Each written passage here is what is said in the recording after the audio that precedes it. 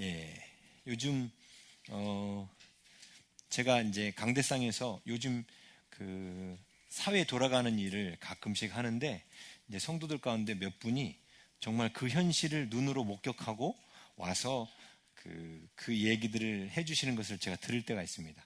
특별히 요즘 돌아가는 학교 이야기, 중학교에서 벌어지는 일들, 뭐 이런 거를 제가 두 분한테 들었는데 두 분이 똑같은 얘기를 하더라고요.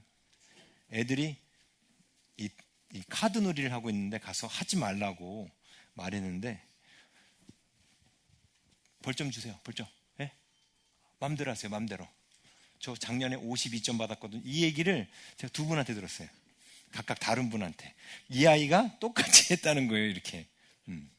근데 그런 걸 이제 보면서 제가 이제 한 분한테는 그랬어요. 그거 보면서 어떤 생각이 드냐고.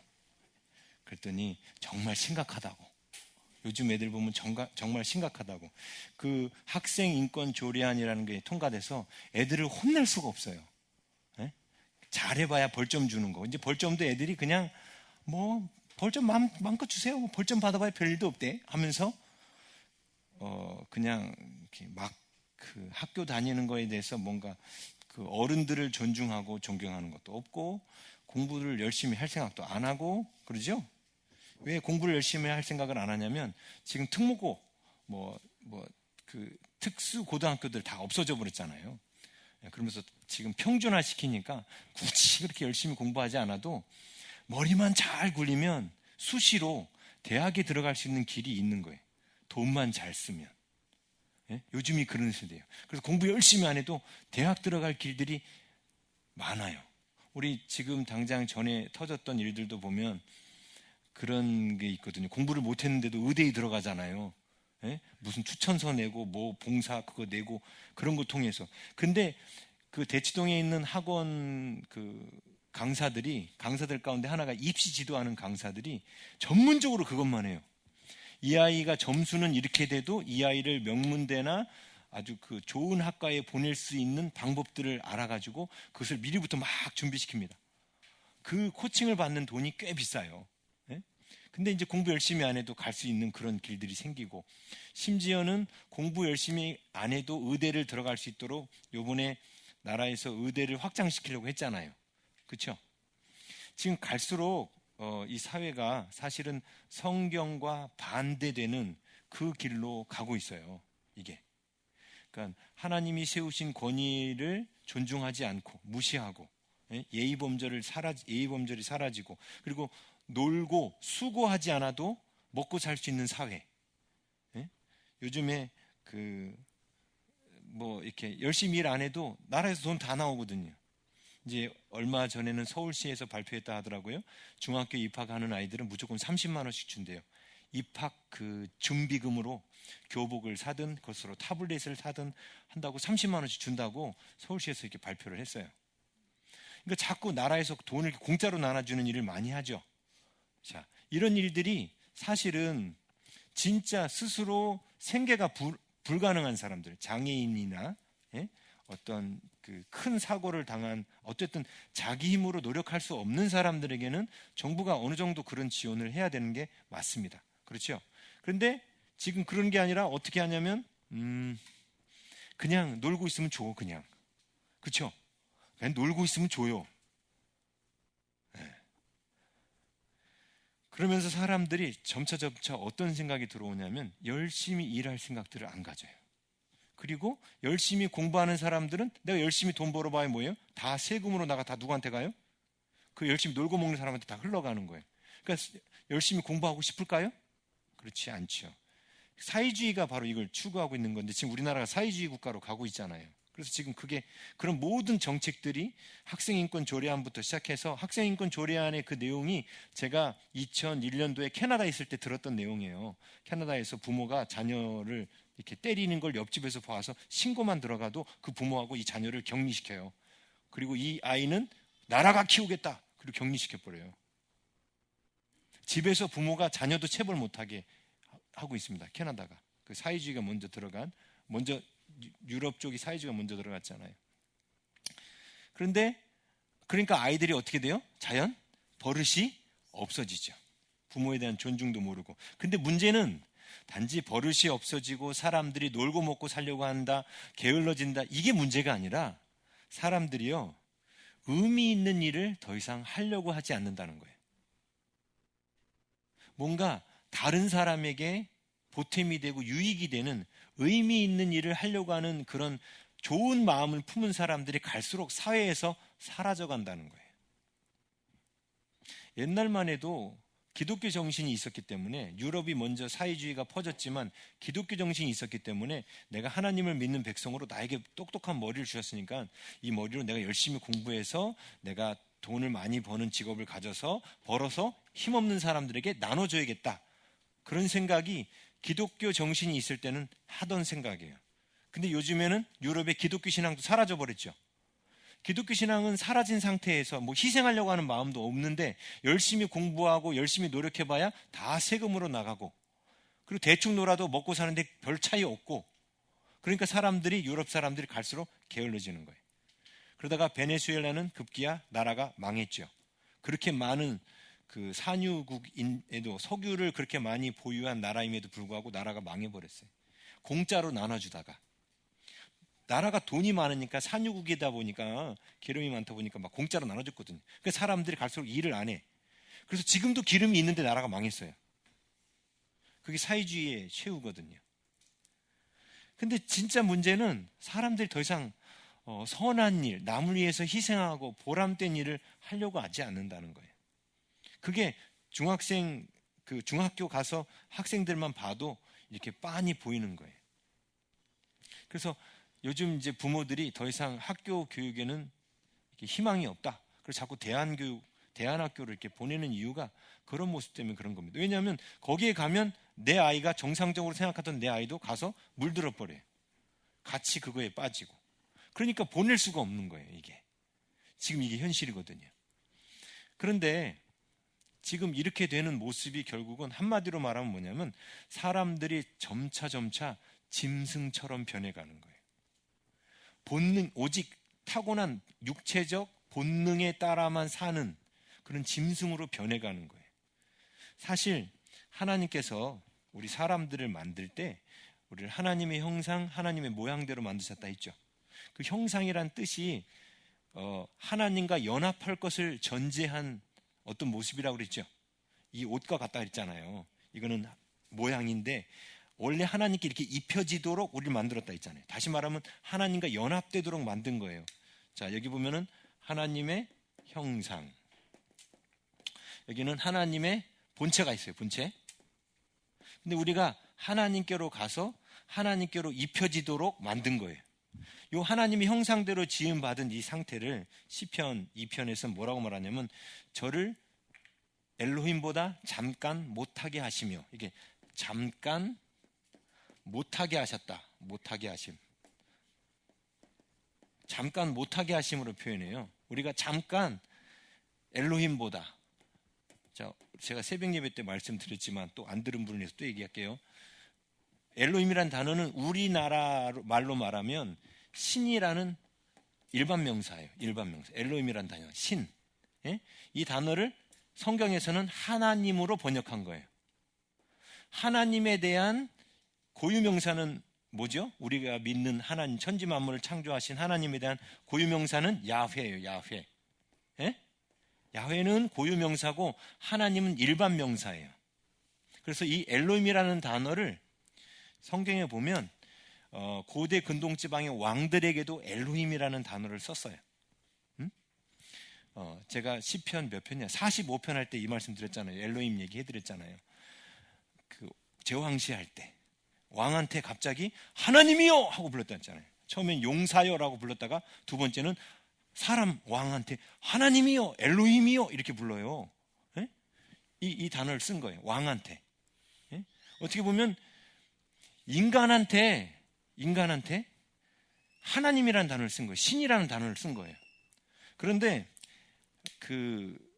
오늘 그 장례 지내는 모습이 나오는데 애굽 왕 바로는 자신을 백성들 앞에서 뭘로 이렇게 했냐면 자신을 신격화했어요. 자신을 엘로힘이라고 부르라고 했어요. 그래서 여러분 여호야긴이라고 있어요. 김이구나. 김. 원래는 여호야김인데 이름을 나중에 원래는 엘리야김이에요. 근데 이거를 여호야김으로 바꿔요. 누가 바꾸냐면 애구방이 바꿉니다. 감히 네가 뭔데 엘이라는 이름을 네 이름에다 붙여? 엘이 무슨 뜻이라 했어요? 신, 하나님이란 뜻이에요. 예? 너는 너희들이 믿는 고유명사 야훼 김이야 하고 엘리야김의 이름을 여호야김으로 바꿔요. 함부로 쓰지 말라고. 우리 그 아반떼의 옛날 이름이 뭐예요? 엘란트라. 이거를 모슬렘 지역에 수출할 때 이름이 어떻게 해서 수출된지 아시죠? 란트라로 수출됐어요. L자를 빼버렸어요. 왜냐하면 L은 누구한테 쓰는 거예요? 신에게, 하나님한테 쓰는 일반 명사예요. 그래서 감히 차에다가 란트라 이렇게 붙이니까 열받아가지고 그쪽 모슬렘으로 수출하는 차는 그걸 빼버렸잖아요. 근데 사람들은 그 L 이게 L이 단수형이고 엘로힘은 복수형이에요. 예? 엘로힘은 복수형이에요. 근데 이 신이라는 이 명칭을 성경에 보면 하나님은 왕들의 왕이십니다라는 표현이 있어요. 어디에 나오냐면 다니엘서에도 나오고 많이 나오는데 다니엘서 2장 47절에 보면 왕이 대답하여 다니엘에게 이르되 너희 하나님은 참으로 모든 신들의 신이시요 모든 왕들의 왕이시로다 이렇게 나와요. 그리고 정말로 하나님을 왕들의 왕이라는 표현이 계시록에도 나와요. 예수님께서 요한계시록 19장에 보면은 말 타고 오실 때 예수님의 그 옷에 이름이 적혀 있는데 만왕의 왕, 만왕이라는 건 이제 한국식 번역이고 왕들의 왕 이 뜻이에요. 예? 그러면 예수님이 재림하실 때 왕들의 왕으로 오신다는 거예요. 예? 그때 왕은 누구예요? 왕들은 누구예요? 우리예요. 그렇죠? 그런데 성경에 또 하나님을 신들의 신 이렇게 얘기해요. 예? 엘로힘, 그러니까 하나님은 원래 삼위로 계시기 때문에 무조건 복수형을 써요. 하나님은. 예? 그래서 이제 엘과 구분하는데 이제 쉽게 말하면 바로 왕은 엘인 거예요. 엘 단수형 엘인 거예요. 예? 그런데 하나님을 갖다가 신들의 신이라는 표현을 성경에 많이 나오거든요. 그러면 성경에서 말하는 신들은 누굴까요? 예? 신들. 근데 사람들은 딱 생각할 때 하나님이 신들의 신이라고? 그러면 이방에 있는 많은 석가나 뭐 이방 종교에 있는 어떤 신? 그럼 말이 안 되는 거죠. 그건 귀신이니까. 하나님이 귀신들의 신은 아니죠. 그죠? 그럼 거기서 말하는 신들이 누구라고요? 엘로힘이 하나님의 형상대로 지음받은 우리라고 그랬잖아요.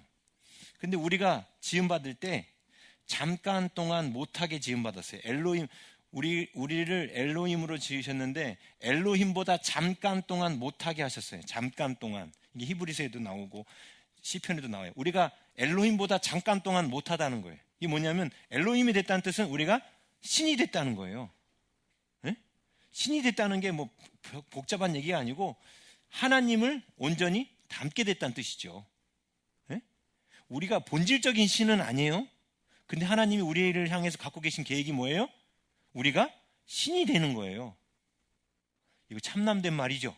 예수님이 이 말 했다가 욕먹었잖아요. 요한복음 10장에서. 네? 하나님의 말씀을 받은 자를 신이라 하지 않았느냐 하면서 욕먹었잖아요. 예수님이. 졸려요? 내용이? 이거 심각한 건데. 네? 되게 심각한 거예요. 이거 잘못 알아들으면 이거 또 졸다가 들어서 누구한테 가서 전해버리면 저 이단돼요. 우리 목사님이 아니라 신이라고 그러더라. 졸다가 이렇게 들은 거야. 목사님이 신이래. 우리 교회 다니는 사람만 또 신이래. 이상하지? 이렇게 되는 거예요, 이거. 네? 하나님의 형상대로 지음을 받았다. 하나님이 너는 내 아들이라 오늘날 내가 너를 낳았도다. 신이 신을 낳는 거죠. 그렇죠?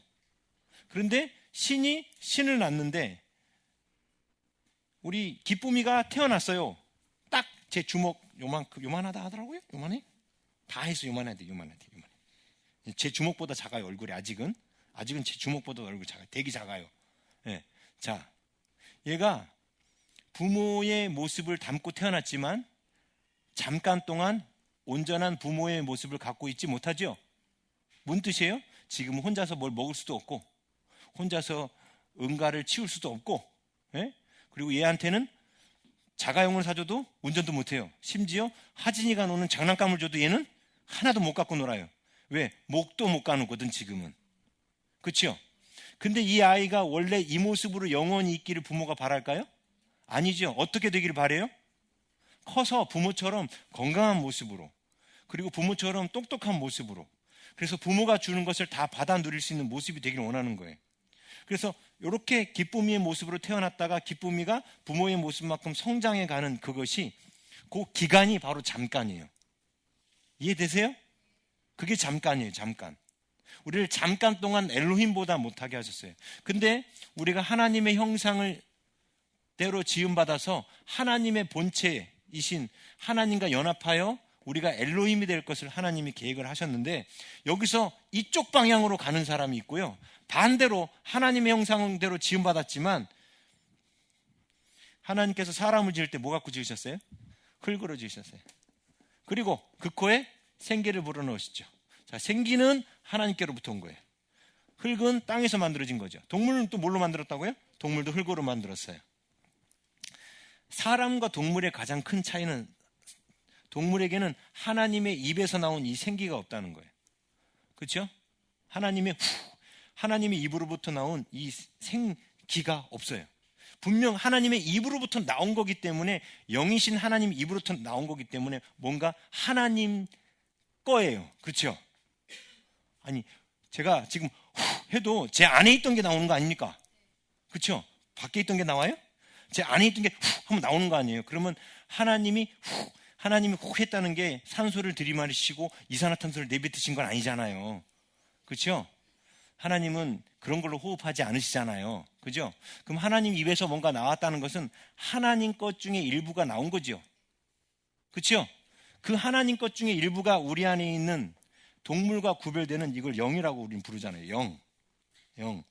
이 흙의 영역에 육체와 혼이 있다고 그랬죠? 동물도 혼이 있다고 그랬잖아요. 자, 그런데 우리가 요 두 가지를 다 갖고 있는 상태예요. 흙도 갖고 있고 영도 갖고 있어요. 그렇죠? 근데 우리가 잠깐 동안 못한 상태에서, 하나님의 형상이란 잠깐 동안 못한 상태에서 엘로힘, 이 영을 따라가는 사람은 하나님과 닮아가는 거예요. 반면에 이 하나님의 형상에서 우리가 영의 요구를 무시하면 뭐가 돼요? 흙만 남아요. 그럼 뭐가 돼요? 짐승하고 똑같아지는 거예요. 짐승하고. 지금 오늘날 사회가 이렇게 돌아가는 이유가 뭐냐면, 당장 이렇게 가르치잖아요. 진화론. 사람은 짐승이 진화된 거야. 짐승이나 사람이나 똑같아. 이렇게 말하죠. 그러니까 사람들이 자기를 뭐로 여겨요? 짐승으로 여기니까 짐승처럼 사는 거예요. 그런데 여러분들한테는 지금 하나님의 진리의 말씀을 갖고 우리는 짐승하고 다르다. 짐승하고 다른 하나님의 입으로부터 나온 영이 우리 안에 있고, 이거는 하나님스러운, 하나님이 우리 안에 넣어놓은 것이다. 그래서 우린 짐승하고 아예 근본적으로 다르다. 그러면 이 말씀을 믿는 사람들은 어떻게 살아요? 당연히 이 영을 따라 살아요. 그래서 하나님을 닮아가려고 합니다. 이게 바로 신의 성품에 참여하는 거죠. 자, 이 하나님의 형상대로 잠깐 동안 못하게 하심을 입은 이 상태를 성경은 인자, 사람 인자의 아들 자자, 인자라는 표현을 썼다 했죠? 예? 하나님, 우리가 인자에서 뭐가 되기를 원해요? 하나님의 아들, 하나님의 자녀가 되기 원한다 했죠? 예, 하나님의 자녀가 된다는 것은, 인자에서 하나님의 자녀가 되는 것은 바로 하나님께서 우리가 잠깐 동안 못한 이 잠깐 동안 우리 안에 이루어지기를 계획하신 일이지 않습니까? 그렇죠. 그런데 우리는 이것을 알고 우리는 지금 자꾸 하나님을 닮아가려고 계속 하고 있어요. 보세요. 사실 지금 우리가 교회 이전을 놓고 상식적으로 그냥 우리 교회 형편에 맞게 지불할 수 있는 어떤 건물을 조금 넓은 데를 얻어서 가는 거, 그건 충분히 할 수 있는, 흙으로도 충분히 할 수 있는 일이에요. 그렇지 않아요? 그렇죠? 근데 지금 하나님께서 주신 거는, 보세요. 영이신 하나님께서 우리에게 건물에 대해서 위치까지 가르쳐 주시고 환경도 가르쳐 주시고 심지어 그 안에 숨은 방이 있다까지 다 가르쳐 주셨어요. 그리고 또 제가 오늘 또 의미심장한 걸 봤어. 옛날에 선희도 그런 얘기를 했는데 오늘 저기 쓴 그 소연이도 그걸 써놨는데 올림픽대로라는 그 팻말이 하나 있다는 거야. 사실 그 건물은 올림픽대로하고 아무 관계가 없거든요. 근데 그거를 선희도 보고 소연이도 본 거예요. 그럼 올림픽대로와 또 뭔 관계가 있겠구나 이 생각을 한 거예요. 근데 아직은 그게 뭔지 몰라. 왜냐하면 그 교회가 올림픽대로 쪽으로 갈 수도 있지 않을까? 뭐 이런 생각도 제가 해보는데 아니 하나님께서 또 그 단어를 생뚱맞은 소연이한테 보여줬다는 거예요. 선이한테도 보여줬는데 저희가 지금 우리 하나님하고 대화하면서 거의 수수께끼 푸는 막 뭐 그런 거 같은 거 같죠? 그죠? 예. 네. 근데 우리가 하나하나 퍼즐을 맞추면서 그 장소도 찾은 거잖아요. 자, 보세요. 근데 그 장소를 찾고 우리가 지금 40일 기도 기간에 계속 릴레이하고 막 금식하고 막 이거를 지금 하고 있거든요. 자, 우리가 상식적으로 일하면 굳이 이렇게 복잡하게 안 해도 돼요. 그죠? 오늘 제가 말씀을 하나님은 이렇게 그 하나님께 감사하는 시 있었죠. 오늘 그 본문이 그거잖아요. 시편 47편. 오늘 그거 묵상했잖아요. 그 묵상하면서 하나님께서 이제 묵상 게 적을 때 하나님께서 하신 말씀이 그거였어요. 자, 하나님은 오늘 말씀의 내용은 시편의 말씀은 그거였거든요. 우리가 그 열방이 하나님께로 돌아올 것이다. 그래서 하나님은 그 열방의 왕이 될 것이다. 근데 그 하나님은 이미 우리의 왕이시다. 그리고 마지막 그 키아스무스 구조로 되어 있어요. 5절에서는 뭐라고 말하냐면 하나님은 우리와 열방을 통치하신다. 이렇게 되어 있어요. 열방이 돌아올 것이다. 하나님 그래서 열방의 왕이시다. 그리고 우리는 이미 그분의 통치 아래에 있고 그리고 열방은 우리 밑으로 돌아오는 거다. 왜냐하면 우리는 이미 하나님의 법체계 아래에 있기 때문에 우리가 그들에게 귀속되는 것이 아니라 그들이 우리에게 귀속되는 것이다. 왜? 우리는 이미 하나님의 법체계 아래에 있기 때문에 그들도 하나님의 법체계 아래에 들어오는 거기 때문에 이게 오늘 시편 내용이에요. 그래서 하나님은 온 땅을 다스리신다. 그게 이제 5절 키아스무스 제일 가운데 있는 핵심 구절이거든요. 오늘 1절부터 9절까지였잖아요. 그게 핵심 구절이에요. 근데 여기서 보면 이 말씀을 묵상하면서 하나님이 다스리시는 백성이에요. 우리가. 에? 그죠? 우리가 하나님이 다스리시는 백성이에요. 자, 흙으로 사는 사람들은 굳이 하나님의 통치 없이도 살아요. 근데 우리는 하나님께서 무엇을 해라 다스리시기 때문에 지시하시는 거예요. 근데 하나님이 지시하시는 일들이 놀라운 건 흙으로 계산해서 할 수 있는 그런 일들이면 우리의 수준이 어디에 딱 머물러요? 흙의 수준에 머무르는 거예요. 근데 지금 교회 이전 사실 저도 볶여요.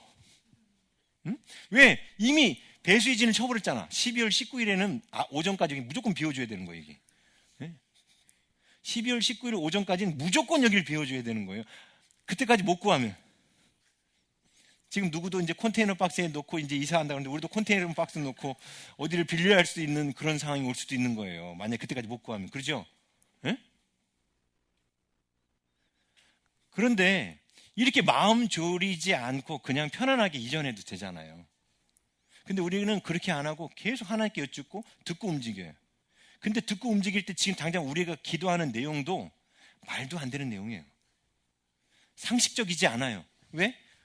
흙으로 볼 때, 흙이 갖고 있는 이 혼 안에 있는 이성으로 볼 때 비합리적이에요. 그러지 않습니까? 이성으로 계산하면 우리의 행동이 너무 비합리적이잖아요. 그죠? 비합리적이에요. 근데 우리는 지금 이성을 따라 움직이는 것이 아니라 영을 따라 움직이고 있어요. 하나님께서 오늘 이제 하나님께 여쭙고 말씀 듣는데 그러시더라고요. 이성을 따라 움직이는 것은 세상 사람들도 다 하고 동물들도 이성 따라 움직이는 거예요. 그렇죠? 동물들도 이성 따라 움직여요. 근데 나의 의인은, 나의 백성은, 나의 자녀는 나의 영을 따라 움직인다. 이렇게 말씀하시더라고요. 근데 하나님의 영을 따라 움직이는 게 바로 우리가 하나님과 연합해 가는 거예요. 저는 몰라요. 물론 우리가 열심히 기도해야 되고 하나님이 한 명도 빠짐없이 다 기도해야 된다 그래서 여러분 가운데 저기 릴레이 기도 안 적으신 분은 무조건 한 번이라도 꼭 넣으세요. 한 번이라도 꼭 집에서 하시는 한이 있어도 그 한 시간은 꼭 저기다가 우리 전교인 가운데 단 한 사람도 빠지지 않고 무조건 다 하나님 그걸 원하셨거든요. 예? 그런데 이렇게 하면서 우리가 기도하면서 새로운 장소를 구할 때 진짜 이거는 부동산 알아보고 상식적으로 우리 가격에 맞는 대로 움직이고 이렇게 안 하고 있고, 당장 말씀드렸죠. 백 목사님이 허락을 하셔서 주신다 해도 우리가 18억이 어딨냐고요. 그렇지 않아요? 없어요. 네? 그런데 이렇게 움직이는 게 대단히 비상식적인 거란 말이에요. 그래가지고 제가 오늘 아침에도 막 기도 가가지고 막 돌면서 하나님, 이제 날짜도 다 돼가고 이거 어떻게 해요? 아무리 계산해도 2달은 해야 뭐 리모델링도 하고 뭐 이렇게 막 숫자 계산하면서 하나님께 이제 궁시렁궁시렁 했거든요. 근데 하나님이 또 말씀하시는 거예요. 내가 전능한 하나님을 네가 믿느냐?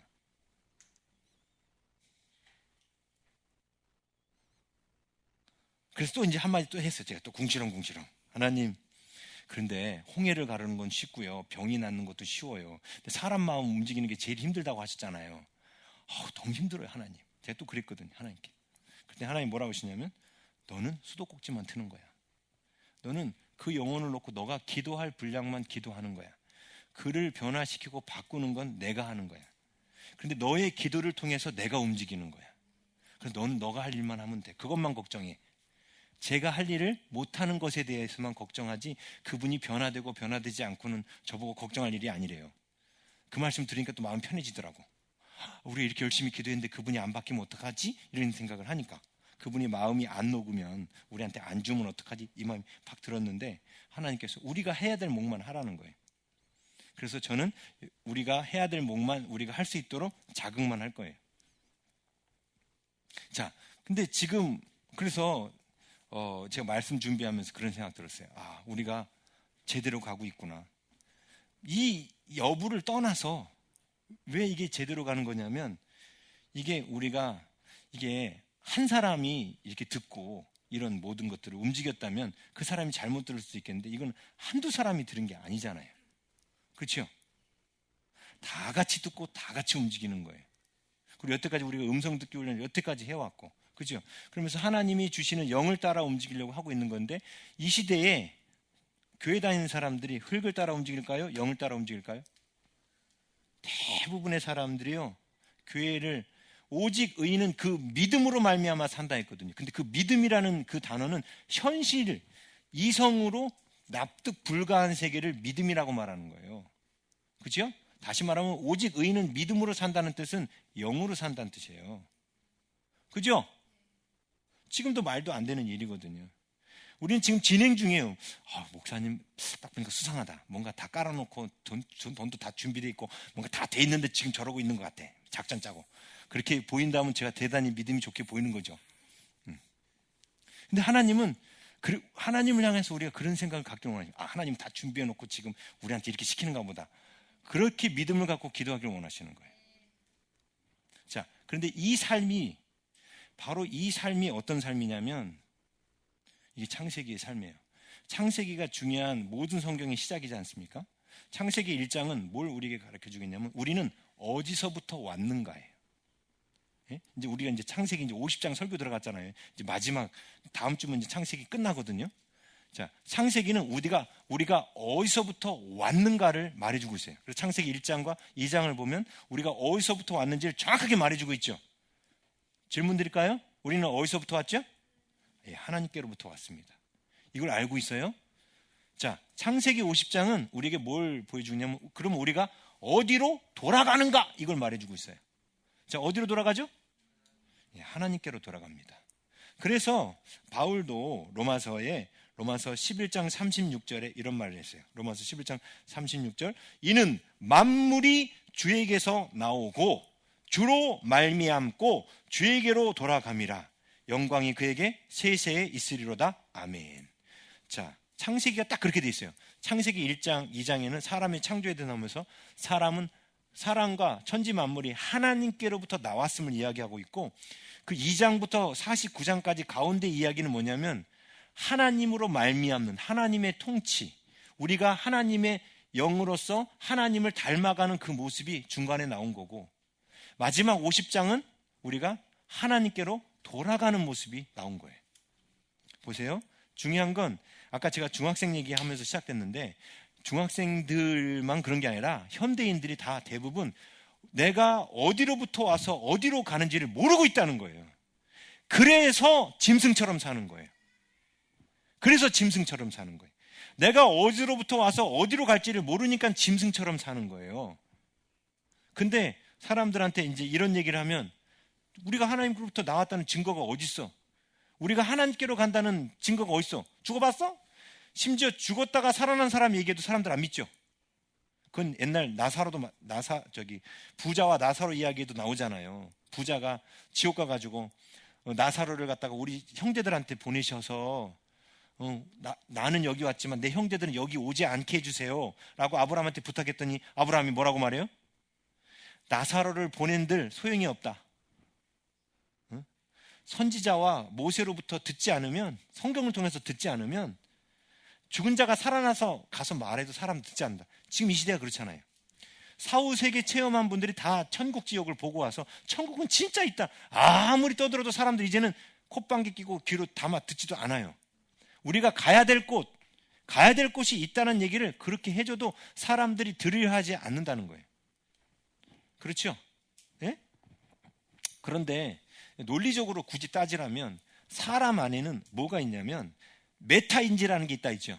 동물들은 갖고 있지 않은, 사람만 사람의 존재를 뛰어넘으려고 하는 생각이 들어있어요. 침팬지가 인간이 되려고 생각해 본 적 있을까요? 단 한 번도 없어요. 사자가, 아니 우리 집에서 키우는 개가 여러분이 되려고 환장한 적 있어요? 안방 딱 찾아서 밥 차려와 날 섬겨. 개들이 그런 거 하는 거 본 적 있으세요? 없어요. 고양이는 그냥 고양이로 평생 살고 싶어하고 개는 개로 평생 살고 싶어해요. 동물들은 각자 자기 모습에 만족하며 그냥 그 모습으로 평생 살려고 하는데 오직 인간에게만 인간의 이 모습을 만족하지 못한 더 초월적인 존재가 되고자 하는, 자신이 아직 덜 완성됐음을 아는 메타인지라는 게 있어요. 우리가 이것은 덜 완성됐다는 것을 하나님이 우리 안에 깨닫도록 인지 능력을 넣어놨기 때문에 우리가 아는 거예요. 그렇죠? 제가 욥기 얘기 해드렸잖아요. 욥기에 보면 하나님께서 아담에게 동물들의 이름을 지으라고 했을 때 욥도 동물들을 많이 관찰을 했어요. 근데 그 관찰한 것 중에 보니까 타조라는 놈이 있는데 이 타조라는 놈은요, 알을 낳아놓고 알을 품질 않아요. 그냥 사막에 뜨거운 모래에 놔둬요. 그냥 가. 뭐가 없냐면 모성 본능이 없어요. 이걸 키울 생각을 안 해. 그래서 욥기가 하는 내용은 뭐냐면 모성 본능을 하나님이 타조에게 넣지 않으니까 타조가 갖고 있지 않다는 거예요. 그러면 하나님이 우리에게 메타인지를 넣어서 나의 현재의 존재로 만족하지 못하고 내가 초월적인 존재가 되고 싶다라는 그 인지하는, 그걸 하나님이 우리 안에 넣어놓지 않으면 우리가 가질 수 없는 생각이라는 거예요. 제 말 이해하세요? 근데 인간만이 지금 현재 인간의 모습에서 더 초월적인 존재가 되기를 갈망하는 인지 능력을 갖고 있다고요. 이것만 봐도 하나님은 우리가 하나님의 형상, 곧 인자의 모습에서 엘로힘, 하나님의 아들이 될 것을 계획하셨고 이 뜻을 이미 우리 인지 능력 안에 입력해 놓으셨으면 우리가 알 수 있습니다. 뭔 뜻인지 제 말 이해하셨어요? 그렇죠? 그런데 세상에 있는 학문이 자꾸 뭘 가르치냐면 우리를 이 흙으로 살라고, 본능대로 살라고, 뭔가 남에게 의미 있고 섬기는 일, 뭐 의미 있는 일, 희생하는 일, 이런 거가 아니라 그냥 순간순간 쾌락을 즐기고 돈 많이 벌어서 그거 잘 써. 비싼 차 타고 다니고 돈 많이 벌어서 예쁜 여자들 많이 좀 거느리고 좋은 집 살고, 그게 인생의 우리의 최대의 목표야. 이런 식으로 동물적 흙의 삶에 대해서 자꾸 사람들의 머리에 심어놓고 있다는 거예요. 그리고 심지어는 우리 이 메타인지 능력, 내 존재가 왜 여기밖에 안 되지? 내가 이걸 초월하는 사람이 되어야 되는데, 이 생각에 대한 고민을 할 틈을 주지 않기 위하여 사람들의 손에 스마트폰과 그 안에 많은 정보물들을 넣어놨죠. 예? 그래서 사람들이 더 이상 고민하지 않아요. 예? 자신의 존재에 대해서 고민하지 않고 있어요. 요즘 중학생들은 아주 극단적인 예고, 어른들도 그래요.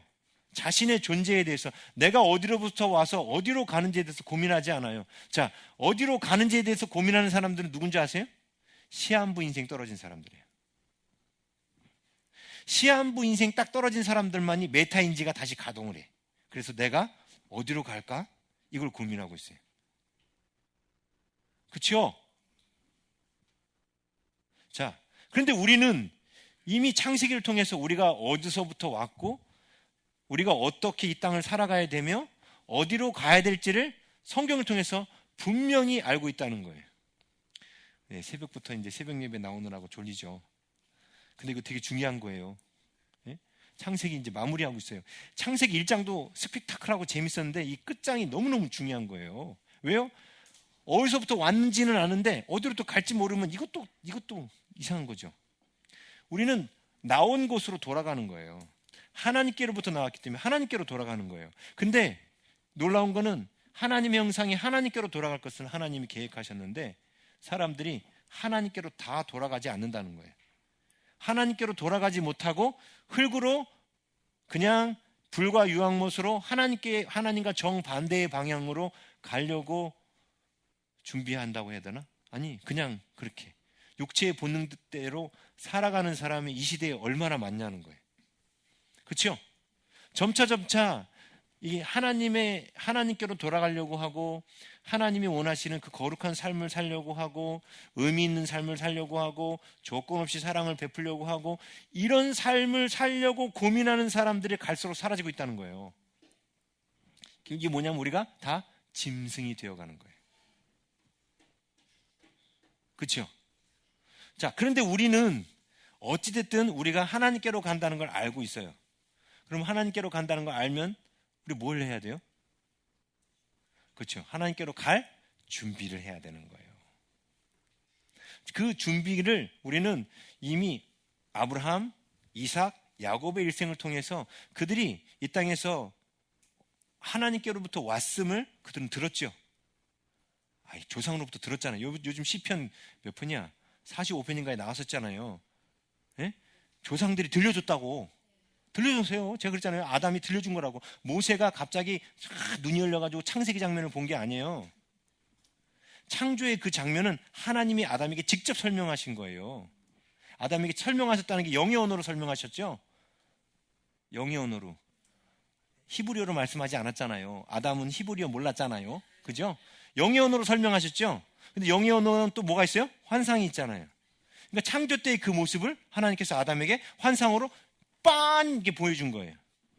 근데 아담이 봤던 그 환상으로 봤던 그 창조의 모습을 그 다음 세대에 어떤 식으로 어떤 언어로 전했어요?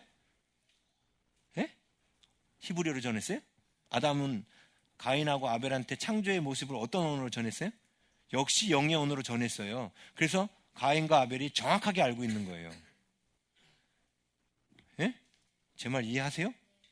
영의 언어로 계속 전달받았기 때문에 바벨탑 사건 때까지는 이 영의 언어가 거의 끊어지지 않았어요. 그래서 하나님이 주신 내용이 정확하게 창조의 모습이 전달될 수 있었던 겁니다. 하나님의 후손들한테. 그렇죠? 그냥 구두로 전달했으면 어떻게 될까요? 다 까먹어요.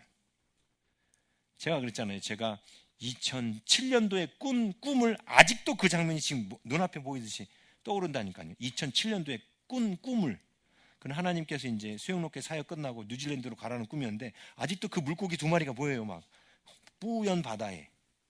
그 꿈이 아직도 기억나요. 2007년에 꾼 꿈인데 이게 영의 언어라 했잖아요. 그래서 하나님께서 지금 아브라함이 데라의 후손이죠. 데라의 아들이잖아요. 아브라함이. 데라가 그 바벨탑 족보에서 몇 세대 안 내려와요. 충분히 창조 이야기를 정확하게 들을 수 있는 세대예요. 응? 그렇죠. 영의 언어를 알면 좀.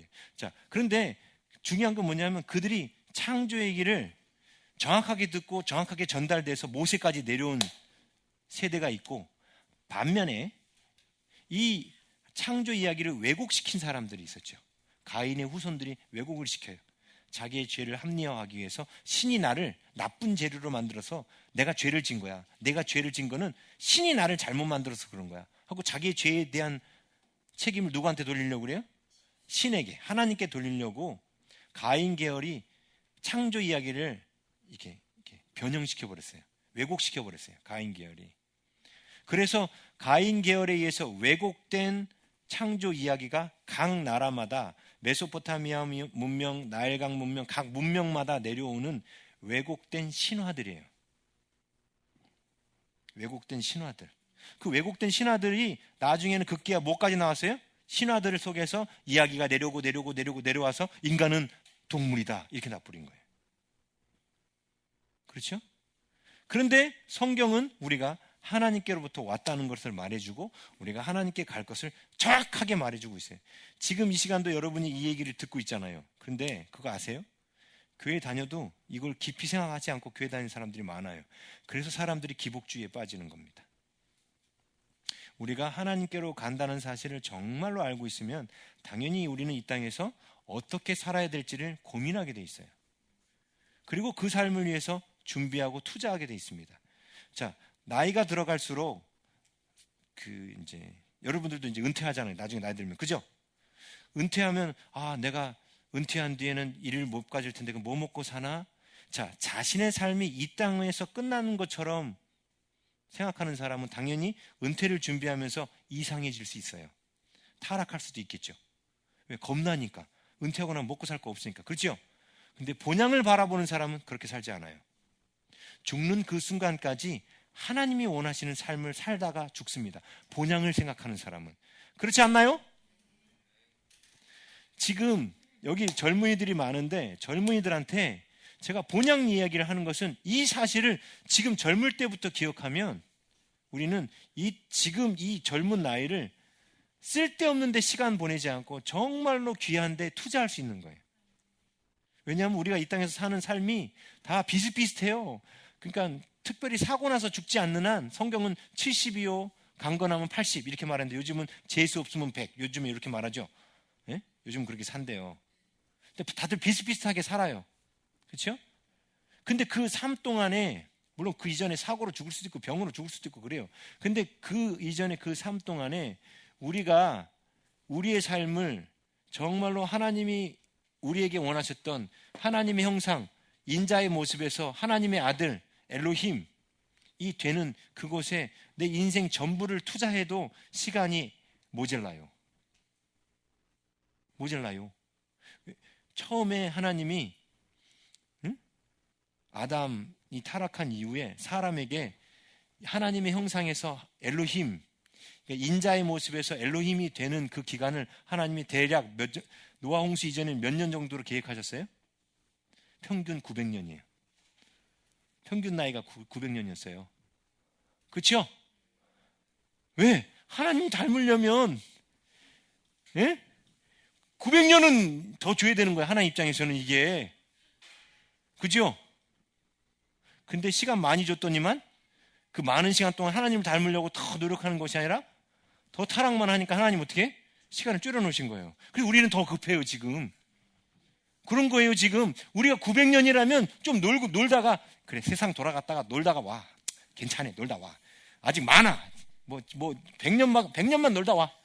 앞으로 800년 더 남았어. 이게 가능해요 이게. 그렇죠? 근데 이게 확 줄었단 말이에요. 확. 예? 지금 제가 봐도 지금 우리가 개척한 지 7년 됐잖아요. 7년이 얼마나 빨리 가는지 몰라요 지금. 저도 조만간 이제 장로님 연세가 될 것 같아.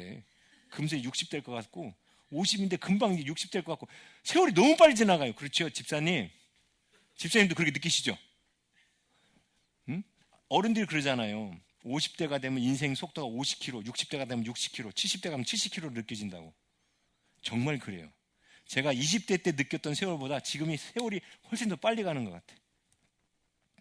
근데 이 귀한 세월 동안 우리가 준비해야 될 것들을 준비해야 돼요. 자, 그래서 이미 앞에서도 제가 계속 반복해서 말씀드렸어요. 아브라함이 죽을 때 그가 본향 갈 준비를 어떤 식으로 했는지를 했었죠. 근데 그 모습이 아브라함이든 이삭이든 야곱이든 다 동일하다 그랬어요. 왜? 동일하다는 뜻은 이들이 완성되었다는 뜻이에요. 본향 가려고 하는 준비가 셋 다 동일해요. 그럼 야곱의 신앙도 완성이 되었다는 뜻이에요. 완성이 되지 않으면 야곱이 본향 갈 준비의 모습과 아브라함이 본향 갈 준비의 모습이 다를 수밖에 없는 거예요. 근데 다 이제 하나님이 원하시는 그 믿음의 수준까지 이르렀기 때문에 그들이 본향 갈 준비를 하는 모습이 셋 다 동일하다는 거예요. 그 중에 하나가 뭐였냐면 바로 지난주와 지지난주에 봤던 야곱의 축복. 다시 말하면 후손들이 하나님을 잘 섬기도록 준비하는 거였어요. 그 중에 하나가. 그렇죠? 이제 아브라함 같은 경우에는 이삭만 요단강 이쪽 동쪽에 살게 하고 요단강 서쪽에 살게 하고 나머지 자녀들을 다 동쪽으로 보내버렸잖아요. 이스마엘도 그렇고 그들아의 후손도 다 동쪽으로 보냈죠. 후손들이 그러니까 이삭이 하나님의 유업인 가나안 땅을 누리도록 후손들을 위한 준비를 마지막으로 하잖아요. 그죠? 그러면서 그가 본향을 준비해요. 그게 막벨라굴이었어요.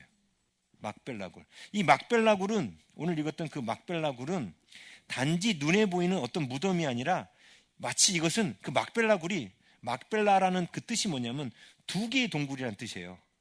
네, 두 개의 동굴. 그러니까 굴 안에 아마 또 굴이 이렇게 쌍으로 있었던 것 같아요. 근데 이 막벨라 굴이라는 게 단지 무덤을 준비했다라는 그런 차원이 아니었어요. 오늘도 야곱이 자기가 죽을 때 자 뭐라고 말해요? 나는 어디로 돌아간다? 예? 우리 49절 49장 29절 그가 그들에게 명하이르되 내가 내 조상들에게로 돌아가리니 내 조상들에게로 돌아간다. 조상들에게로 돌아가는 걸 어디로 표현하냐면 그 막벨라 굴로 가는 것을 조상들에게로 돌아가는 것으로 표현합니다. 보세요. 근데 조상들은 어디로 돌아갔을까요? 막벨라 굴에 있을까요? 아니요. 그 막벨라 굴이 바로 하나님께로 돌아가는 거였어요. 자, 제가 여러분한테 말씀드렸죠. 창세기에서는 인간이 하나님을 떠나는 장면이 어디서 어디로 움직이는 거였어요? 방향이? 그렇죠. 서에서 동쪽으로 가는 것은 하나님을 떠나는 모습이라 했죠. 그러니까 여러분 방향에는 이거죠. 서에서 동쪽으로 가는 것은 하나님을 떠나는 모습이라 했어요. 그럼 하나님께 돌아가는 모습은 동에서 서쪽으로 가는 거죠. 예. 자, 그러면 오늘 야곱의 시신이 애굽을 떠나서 가나안 땅 막벨라 굴로 갈 때 어떤 방향으로 갈까요? 퀴즈를 낸 거예요, 지금. 맞춰보세요. 남쪽에서 북쪽이요? 띵! 틀렸어요. 예? 맞춰보세요. 그렇지요. 동에서 서쪽으로 가는 거예요. 자, 보세요. 이게 지도면 요단강, 이게 사해바다, 여기가 애굽이에요. 여기가 애굽이에요. 고센 땅이 이쯤에 있어요. 그러면 애굽에서 가나안 땅 오는 제일 좋은 길은 이 해변길입니다. 이게 상식적인 길이에요. 예? 그런데 오늘 야곱의 시신이 이동한 경로를 말해주고 있습니다. 자, 어디에 나오냐면 자, 50장 10절 50장 10절 그들이 요단강 건너편 아닷 타작마당에 이르러 거기서 크게 울고 거기서 요셉이 그를 위하여 7일 동안 애곡했다 했죠. 자, 요단강을 건너가지 않은 채 7일 동안 거기서 울었어요. 요셉이. 그래서 요셉이 근데 지금 복장이랑 이 헤어스타일은 애굽 사람이죠. 머리를 빡빡으로 밀었고 수염은 다 깎았으니까 애굽 사람 모습이라고 이게 눈에다 문신 이렇게 진하게 하고 그래서 그 가나안 사람들이 볼 때는 애굽 사람이 우는 거야. 그래서 그곳 이름을 아벨 미스라임이라고 11절에 나오잖아요. 아벨이라는 단어가 아니라 정확히는 에벨이에요. 에벨이 슬픔이라는 뜻이에요. 에벨 미츠라임이 애굽이에요. 미츠라임이 애굽이에요. 영어로도 그렇지 않나? 아닌가? 이집트 말고 아니 미츠라임이 애굽. 그러니까 애굽인의 슬픔 이렇게 써놓은 거예요. 근데 지금 가나안 땅 여기 보면 어디서요? 요단강 건너편. 이 건너편이라는 단어가 에베르라는 단어인데 이 에베르라는 단어가 건너편이라는 뜻도 있지만 동쪽이라는 뜻도 있습니다. 다시 말하면 요셉이 보세요. 헤브론의 위치는 요 사해바다 보면 이렇게 해서 이렇게 툭 튀어나온 데가 있어요. 이렇게 툭 튀어나온 데에서 가나안 땅 중간이 여기가 헤브론이에요. 예? 헤브론에서 위로 3km 올라가면 여기가 막벨라 굴입니다. 막벨라 굴이에요. 자, 그러면 상식적으로 어디로 올라가면 돼요? 이쪽으로 올라가서 일리 가면 되는 거죠. 근데 지금 어디에 있었다고요? 요단강 건너편 동쪽에 있었다는 거, 이쪽에 있었던 거, 이쪽에. 여기서 7일 동안 애곡하고 7일 동안 안 건너간 거예요. 7일 동안 애곡하고 일리 건너서 어디로 가요? 이리로 막벨라구로 간 거예요. 그러면 경로가 다르다는 거죠? 나중에 이게 출애굽 경로예요. 일리 가면 되잖아요, 상식적으로. 근데 그렇게 안 가요. 왜? 성경은 항상 그랬죠. 이쪽 동쪽에서 서쪽으로 가는 게 하나님께로 돌아가는 길이라고. 그렇죠? 그래서 여기도 역시 그렇게 돼 있어요. 그래서 요단강 건너편이라는 단어가 10절에도 그들이 요단강 건너편, 11절 끝에도 곧 요단강 건너편이더라, 곧 요단강 건너편이더라 하고 두 번 얘기하면서 강조하고 있어요. 지금 이스라엘이 앞으로 어떤 경로로 가나안 땅에 들어갈까요? 바로 이 경로로 들어갑니다. 이스라엘도 이 길로 가면 돼요. 근데 하나님께서 빙글빙글 돌려서 일리 갔죠. 왜? 하나님께로 가는 길은 동에서 서쪽으로 가는 거예요. 왜냐? 에덴의 동쪽에 생명나무로 가는 길이 있었거든요. 그러니까 이 에덴 동쪽으로 가려면 당연히 동에서 서로 가야 동쪽 문을 만나는 거예요. 예? 네. 창세기는 다 이렇게 돼 있다고 그랬어요. 다. 의도적으로 이렇게 기록한 거예요. 자, 그러면 지금 창세기를 쓰는 모세는 지금 야곱이 그냥 단순히 막벨라굴에 장사된다라는 표현을 쓴 게 아니라는 거예요. 이제 아시겠어요? 바로 하나님께로 돌아가는 모습을 기록했다는 거예요. 네? 네. 그런 신학적인 의도가 이렇게 들어있는 거예요. 그래서 하나님께로 돌아가기 위해서 그가 유언도 남기잖아요.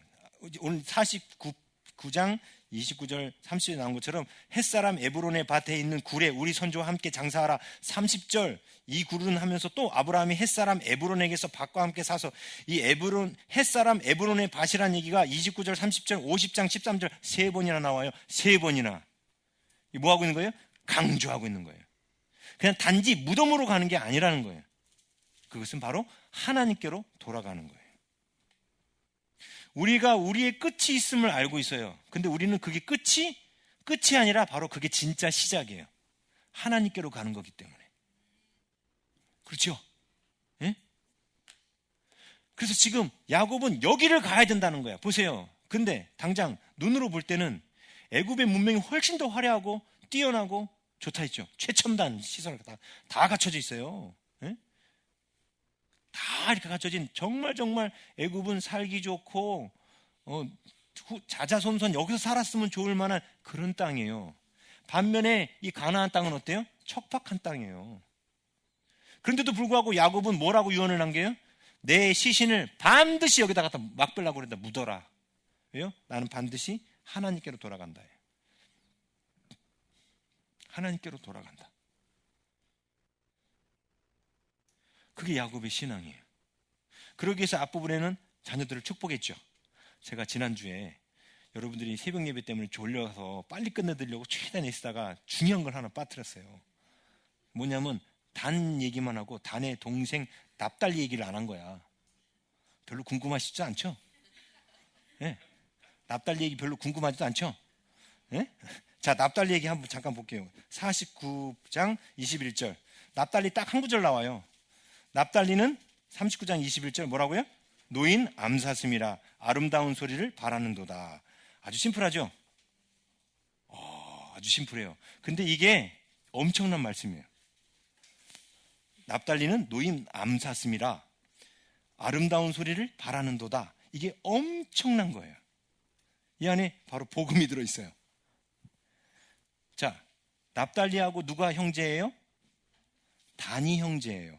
성경 다른 데를 다 뒤져보면 단과 납달리는 항상 붙어서 나옵니다.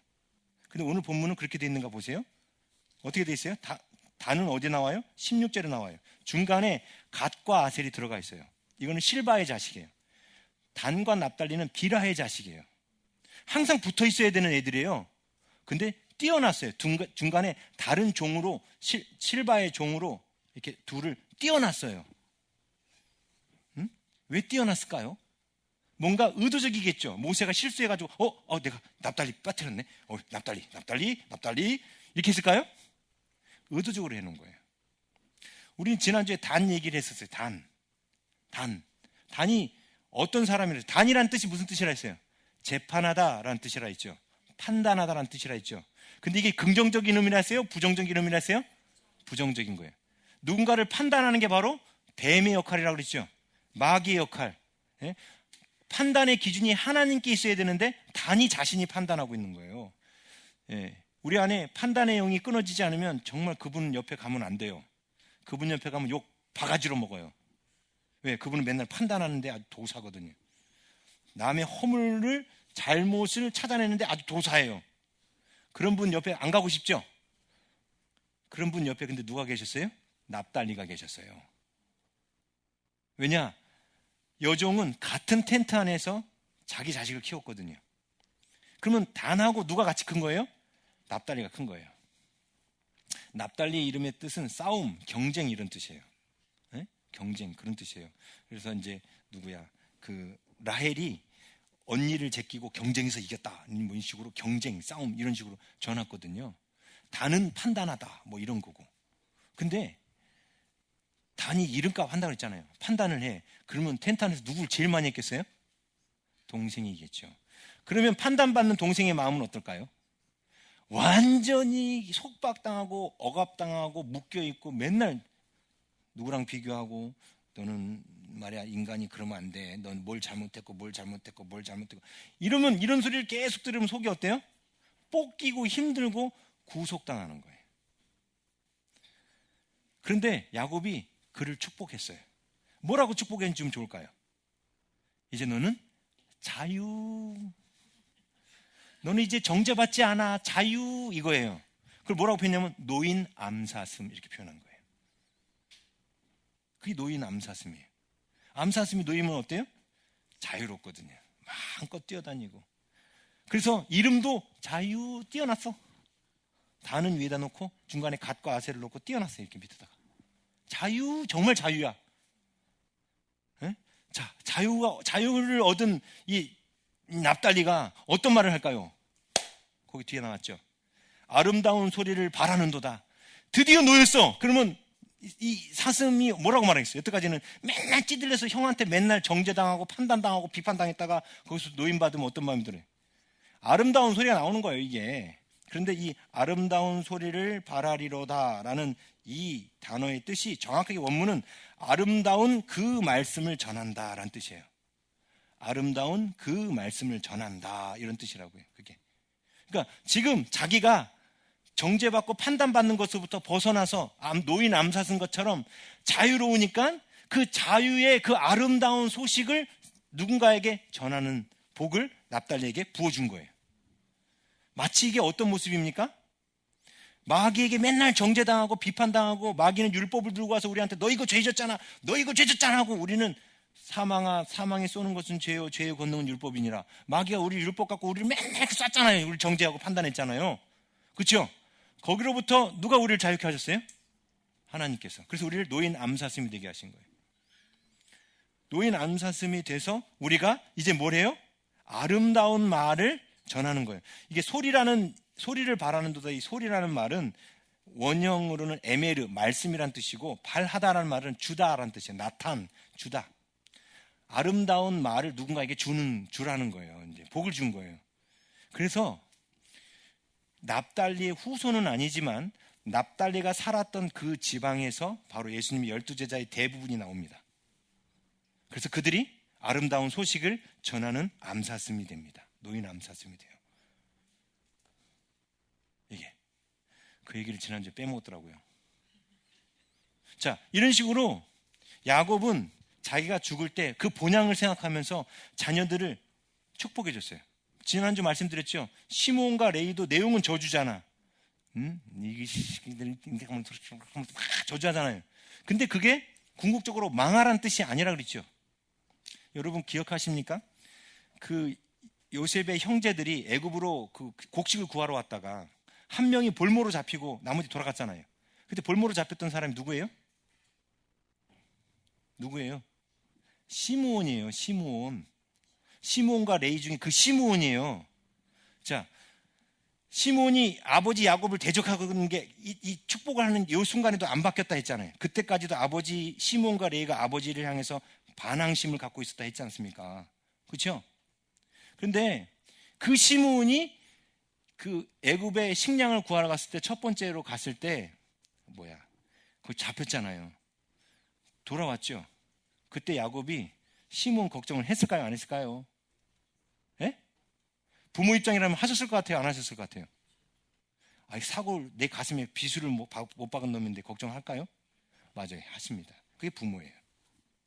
그래서 뭐라고 말하냐면 2차 곡식을 얻으러 갈 때에 요셉도 잃었고 시므온도 잃었는데 내가 베냐민마저 또 잃으란 뜻이냐? 라고 말합니다. 다시 말하면 야곱은 시므온을 레위를 사랑하고 있었다는 거예요. 자식 그놈은 죽어도 싸 하고 생각하지 않았어요. 그런 야곱이 죽을 때 걔네들을 저주하고 죽었겠어요? 아니, 이 말 듣고라도 지금이라도 깨어나서 돌이켜라. 이게 바로 후손들이 하나님께로 돌아오게 하는 예언이거든. 나비, 선지자, 예언하다라는 뜻이라 했잖아요. 후손들이 하나님께로 돌아오도록 말을 전해준 거예요. 야곱하고 유다하고 요셉에게는 엄청난 복을 빌어줬죠. 그들한테 뭐 하는 거예요? 지금 너희들의 현재 모습을 유지해라. 시몬과 레위 같은 경우에는 현재 모습에서 회개해라. 그러면 이 저주가 복으로 바뀔 것이다. 그런 뜻이라 했죠. 지금 납달리한테는 네가 형 때문에 맨날 정죄받았는데 뱀이 말 탄 자의 뒤꿈치를 문다고 하는데 제일 많이 물린 게 납달리잖아요. 같은 텐트 안에서. 그죠? 그 납달리한테 너는 이제 노인 암사슴이야. 너는 이제 아름다운 소식을 전할 거야. 이게 축복의 말을 해준 거예요. 자녀들에게. 그래서 야곱의 내용은 단 한마디도 저주가 없었던 거예요. 그렇죠? 자, 왜 야곱이 자녀들한테 이런 축복을 해주면서 떠났을까요? 그들의 잘못된 것을 바로잡아주고 잘하고 있는 것은 계속 유지하라고 말하는 이 모든 게 뭐냐면 바로 우리가 인자에서 엘로힘으로 되어가는 과정이기 때문에 그런 거예요. 야곱 자신이 야곱에서 이스라엘이 되었던 것처럼 내 자녀들도 그 옛사람의 모습에서 흙에 속한 본능에서 엘로힘처럼 하나님의 아들의 모습으로 성화되라고 축복해 준 거예요. 그렇죠? 그게 야곱이 하나님께로 돌아갈 첫 번째 준비였어요. 그렇죠? 두 번째 준비가 뭐였냐면 오늘 자기의 시신에 대한 유언이죠. 내 시신을 반드시 막벨라 굴에다 갖다 묻어라. 이게 그 두 번째 본향을 갈 준비잖아요. 그러면 여러분이 이거를 말씀을 적용하면 어떻게 해야 돼요? 여러분 시신을 막벨라 굴에다 갖다 묻으면 되나? 자, 이게 뭐냐면, 자, 이 시신을 이제 막벨라 굴로 가기 전에 성경 전체에서 심지어 예수님보다 더 화려하게 시신을 수습한 자는 야곱밖에 없어요. 여기 보니까 성경이 어떻게 되어 있냐면 그 50장 2절에 보면 그 수종드는 의원에게 명하여라고 했죠. 의원이 복수형이에요. 의원들이에요. 많은 의사들이 요셉 아버지 곧 야곱의 몸을 향으로 처리하게 하며가 향으로 처리하다가 히브리어 원문은 그대로 방부 처리하다는 뜻이에요. 방부 처리. 애굽 사람들은 이 육신이 썩으면 사라진다고 생각했어요. 왕이. 그래서 왕은 영원하다. 그래서 이 왕이 죽지 않게 하려고 어떻게 했어요? 미라를 만들었어요. 그래서 지금 김일성도 김정일도 미라로 돼 있잖아요. 방부 처리하고 그 안에 가스 채워가지고 썩지 않게 하려고 그렇게 했죠. 시신이. 애굽 사람들도 그걸 한 거예요. 그 작업을. 근데 그걸 지금 누구한테 적용했어요? 야곱에게 적용한 거예요. 근데 이거는 성경적인 장례법이 아니에요. 에? 어떻게 보면 성경적인 장례법이 아닌 거예요. 이 장례법은. 근데 왜 이걸 이렇게 자세하게 기록해놨을까요? 그리고 이 방부 처리하는데 몇 일 걸렸느냐? 3절에 40일 걸렸어요. 40일 동안 방부 처리했어요. 에? 그리고 그 뒤에 70일 동안 그를 위하여 곡하였다라고 되어 있는데 저는 처음에 40일 안에 70일이 이렇게 포함됐겠지라고 생각했는데 히브리어 원문을 보면 와우 연속법으로 되어 있어요. 이게 뭐냐면 40일 그리고 70일이에요. 자그마치 110일 동안 40일 동안 방부 처리하고 70일 동안 또 온 거예요. 110일 동안 시신이 거기 있었던 거예요. 왜 이렇게 했을까요? 네? 원래 우리가 레위기를 보면, 출애굽기나 레위기를 보면 시신을 처리하는 규정이 나옵니다. 사람이 죽으면 이스라엘의 법은 사람을 며칠 동안 땅에다 사람들이 있는 곳에 둘 수 있냐면 단 하루예요. 네? 하루가 지나면 안 돼요. 그리고 하루 만에 장례를 끝내야 돼요. 네? 죽으면 바로 그 다음날 묘에다 갖다 집어넣는 거예요. 근데 이거 되게 길어요, 이게. 예수님도 하루 만에 바로 장례 지냈잖아요. 바로 들어갔잖아요. 바로 그냥 죽자마자 바로 그냥 무덤에다, 아리마대 요셉의 무덤에다 바로 집어넣었잖아요. 하루도 안 걸렸잖아요.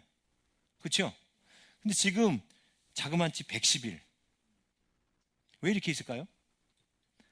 그렇죠. 여기서부터 여기까지 가는데 가다가 시체가 다 부패해서 썩어버리면 못 들어가요. 물론 애굽 사람들 입장에서는 지금 여기서 70일을 애곡했다는 뜻이요. 애굽왕 바로가 죽으면 72일을 애곡합니다. 왕이 죽으면. 근데 70일을 애곡했다는 뜻은 거의 왕의 버금가는 대우를 했다는 뜻이에요. 그것은 누구 때문에 그런 거예요? 요셉 때문에. 요셉이 애굽에 베푼 은혜 때문에 그런 대우를 해준 겁니다. 그렇지만 지금 성경이 우리에게 말하려고 하는 것은 그게 목적이 아니에요. 뭔가 이렇게 제가 죽고 난 뒤 제 몸에다 향품 집어넣고 모략 처리하고 뭐 방부 처리하는데 그게 뭔 소용이 있어요? 왜? 성경은 앞에서 뭐라고 말했냐면 너는 흙이니 이제 흙으로 돌아갈지니라. 그게 우리가 가야 될 진짜 모습이에요. 죽을 때 장례 비용 많이 들여라가 지금 이 성경에서 말하려고 하는 교훈이 아니에요.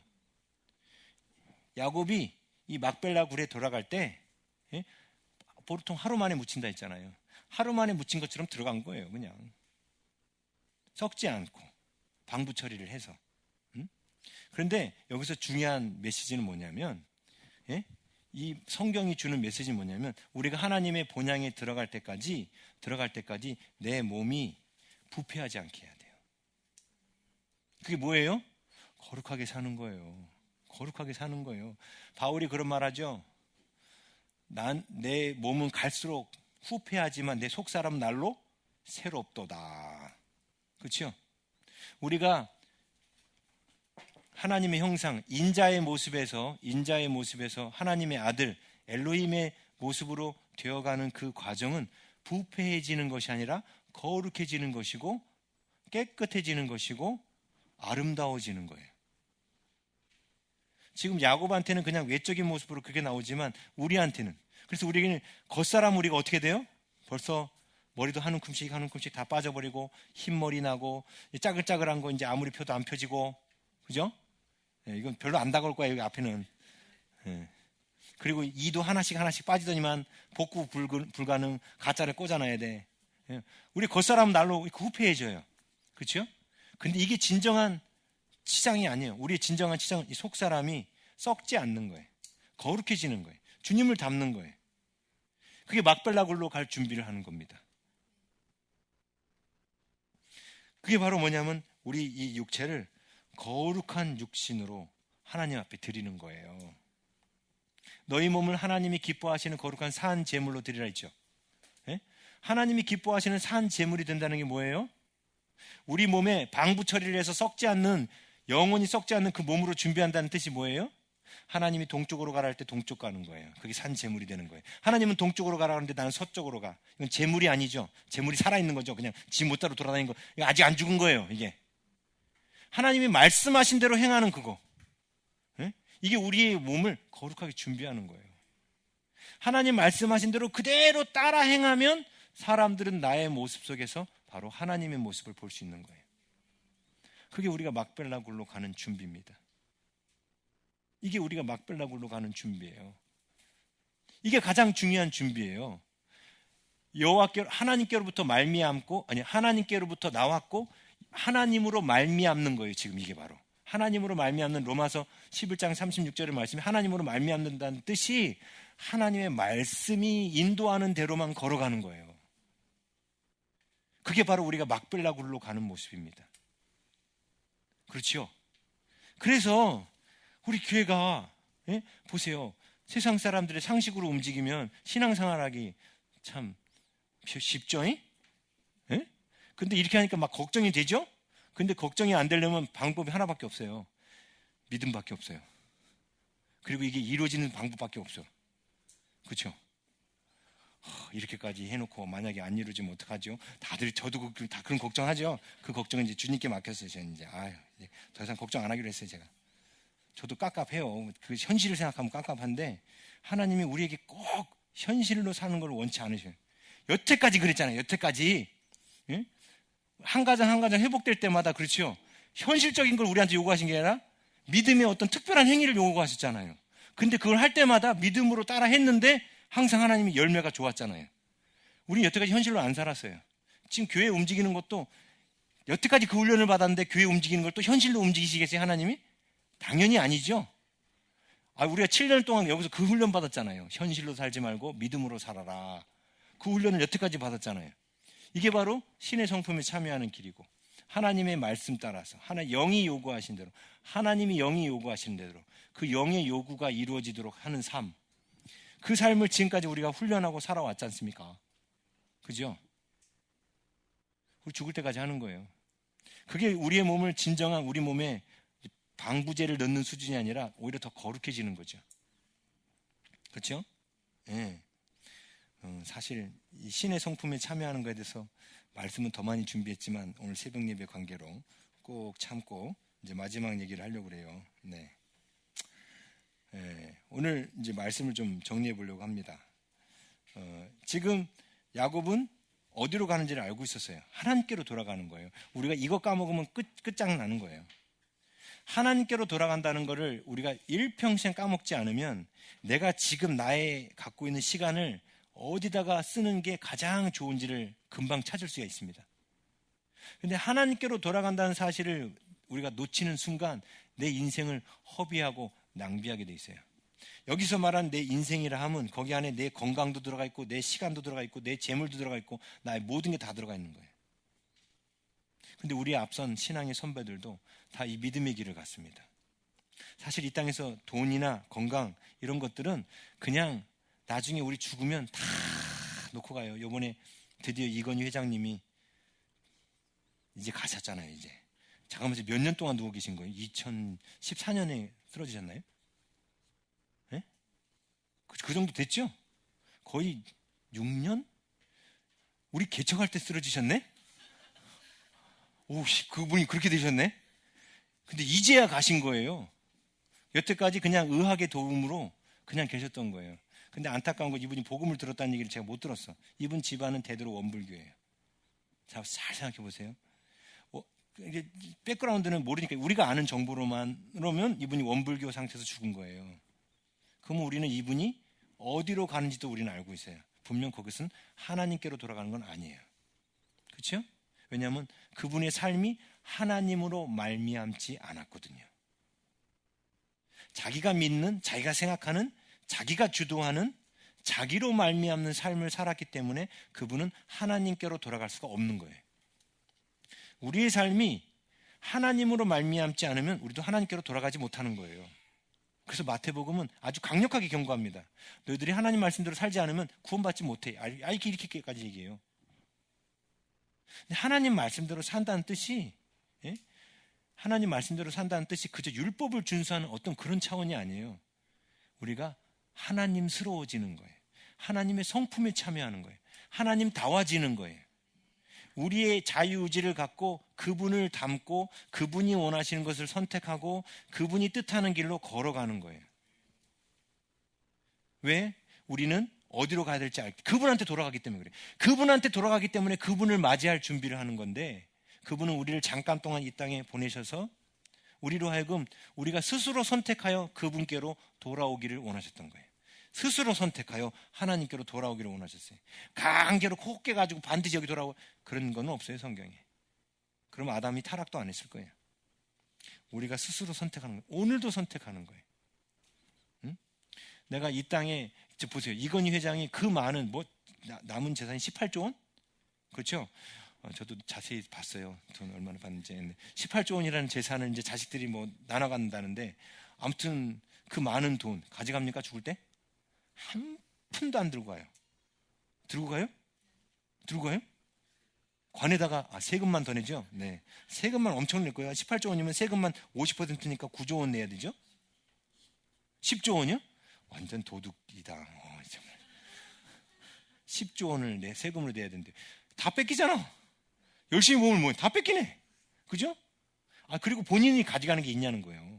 한 푼도 없어요. 그런데 사람들은 아둥바둥. 그래도 그분에 대해서 제가 욕하고 싶지는 않고, 그분이 나름 한국 사회의 발전을 위해서 의미 있는 일을 하려고 그래도 추구하던 세대예요. 그 세대는. 그렇죠? 뭔가 한국의 발전을 위해서 이분이 나름 뭐 과감한 것도 하고 도전도 하고 그랬잖아요. 뭔가 진짜 의미 있는 일. 근데 요즘 세대는 진짜 의미 있는 삶이란 아예 없었다니까요. 그냥 즐겨보자, 놀아보자, 나를 따르라, 불 꺼, 춤춰, 이런 거. 네? 그냥 그렇게 사는 게 인생이에요. 이제 이렇게 그렇게 돼버려서 젊은이들이. 예, 젊은이들이 평생 자기네들은 안 죽을 거라고 생각하는 거예요. 제가 이미 아브라함의 죽음 때에도, 이삭의 죽음 때에도 똑같이, 야곱의 죽음 때에도 항상 메시지는 똑같아요. 본향으로 돌아가는 거예요. 성경이 그걸 왜 사람들의, 제가 창세기 처음 강의하면서 이런 말씀 드렸죠. 가인의 족보와 셋의 족보의 가장 큰 차이는 뭐다? 까먹었어요? 가인의 족보와 셋의 족보의 가장 큰 차이점. 가인의 족보는 화려해요. 누가 무엇을 만들었어.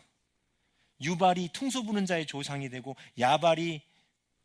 유발이 퉁소 부는, 아무튼 야발이 뭐 육축 치는 자의 조상이 되고, 두발가인은 각양 날카로운 기계, 청동기 문화를 만들어내고, 막 그렇게 나와요. 근데 셋의 그 족보는 그냥 누가 몇 세에 누굴 낳고 몇 세까지 살다가 죽었더라. 끝. 그게 다예요. 그리고 그 중간에 의미 있는 거, 에녹이 하나님과 300년간 동행했다가 하나님 데려가심으로 없더라. 끝. 그러니까 태어났고 누굴 낳았고 죽었더라. 태어났고 누굴 낳았고 죽었더라. 그게 다예요. 그런데 가인의 족보의 또 다른 특징 하나가 뭐라고 했어요? 죽었고가 없어요. 가인의 족보에는 죽고가 없어요. 죽고가. 잘 찾아보세요. 나중에. 가인의 족보에는 누가 몇 세에 죽었더라가 없어요. 왜요? 그들은 갈 본향이 없어요. 거기서 말하는 죽음이란 우리가 하나님께로 돌아가는 거예요. 근데 가인의 계열은 하나님께로 돌아간 사람이 없다는 거예요. 그래서 제가 말씀드렸잖아요. 그때 암세포가 그런 거라고. 다른 정상세포는 태어났고 낳고 죽어요. 정상세포는. 근데 암세포는 어때요? 태어나서 안 죽어. 그게 암세포라 했잖아요. 내 안에도 가인이 자라는 게 암세포가 자라는 거예요. 근데 하나님이 만들어 놓으신 자연의 이치는 우리가 태어나고 낳고 내가 사라지고 죽는 거예요. 다시 말하면 우리 죽음을 생각하는 거예요. 우리가 돌아갈 본향이 있는 거고 돌아간다는 걸 확실히 아는 사람이에요. 그게 창세기에서 계속 얘기해 오던 삶이에요. 그래서 족장들의 죽음을 모든 성경이 자세히 기록해 놓은 거예요. 이렇게 죽었더라 하고. 세세족보에서 얘기한 것처럼 죽음의 모습을 구체적으로, 그리고 죽을 때 그들이 구체적으로 뭘 했는지를 아브라함과 이삭과 야곱의 이야기를 통해서 더 디테일하게 표현해 놓은 것뿐이에요. 셋의 족보도 셋의 후손들도 다 그렇게 죽어서 하나님께로 돌아간 거예요. 에녹만 죽음을 보지 않고 하나님께로 돌아간 거예요. 여러분, 다시 한번 말씀드리지만 저 사랑이 쿵한 사랑이도 언젠가는 이 땅을 떠나서 하나님께로 돌아갑니다. 안 돌아갈 분 손 들어보세요. 없지요? 그럴 거면 보세요. 제가 그런 말씀 드렸잖아. 오늘도 누구 이름으로 멋있는 산을 내 이름으로 돼 있다 해요. 근데 평생 단 한 번도 안 가봤어. 그러다 죽었어. 그럼 그 산이 나랑 뭔 관계가 있어요? 그죠?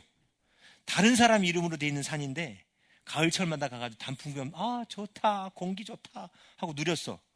그리고 저도 죽었어. 그럼 그 산은 원래 누구 거였던 거예요? 제 거죠. 저는 누렸으니까. 그렇죠?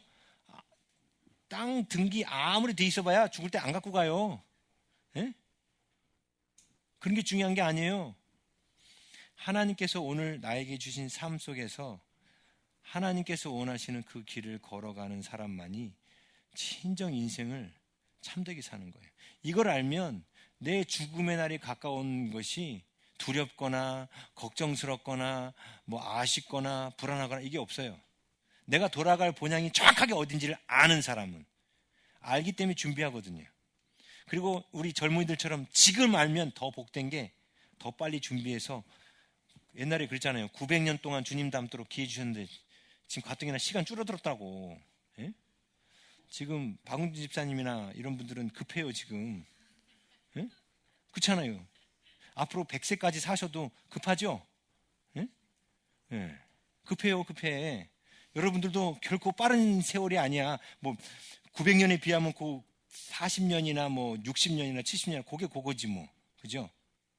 근데 이 젊은 날 돌아갈 본향을 생각하고 정말 힘써서 주님의 성품을 담고 주님을 닮기를 소망하기를 원합니다. 여러분들한테 계속해서 5스텝 훈련시키고 기도 훈련시키고 말씀 읽게 하고 경건생활 차게 하고 체크해서 내게 하고 계속 이렇게 잔소리하는 이유가 뭐예요? 신의 성품에 참여하시라고, 주님 닮으라고, 여러분이 본향갈 준비하시라고 그 얘기하는 거예요. 그래서 창세기를 까먹으시면 안 돼요. 절대로. 창세기가 인생에 너무나 중요한 성경책이에요. 시작과 끝을 정확하게 보여주고 있습니다. 우리 모두가 그래서 하나님 앞에 거룩한 모습으로 서시길 축복합니다. 우리 시간에